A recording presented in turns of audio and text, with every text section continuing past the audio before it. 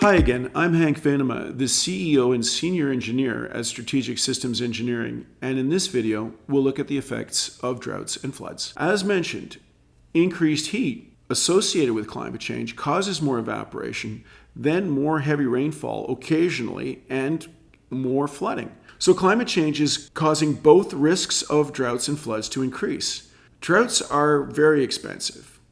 If water levels drop too low, municipal water treatment plants may be unable to draw water from their raw water source, be it a reservoir or a river. That means communities must find more water on an emergency basis, which could include shipping water in by tanker, for example, which can be very expensive. And obviously, drought causes crop yields to drop, which can hurt farm profits significantly. Flooding also causes economic damages. In built-up areas, there are at least 3 types of economic costs from flooding.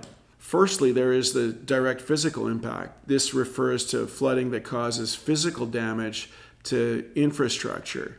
For example, a store here being demolished by the force of flowing floodwater. The second knock-on economic cost is business closure, when a flood-damaged building forces the store to close. The last is people displaced from flooding. Flooding can cause residences to be inaccessible, inhospitable, inhabitable because of the damages. As a result, people must move either temporarily or permanently. As you can see, both of these climate impacts, droughts and floods, have economic costs.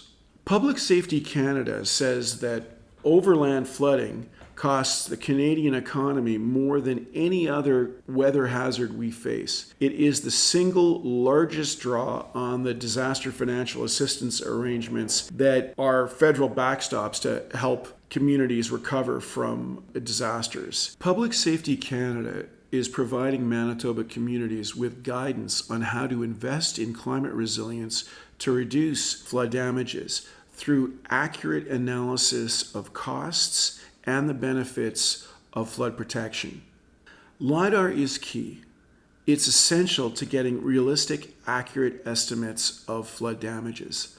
LiDAR measures how high different buildings sit on the land, and it's important because elevations are critical to understanding exposure to flood risks. We'll build on this concept in the next video. Thanks for watching.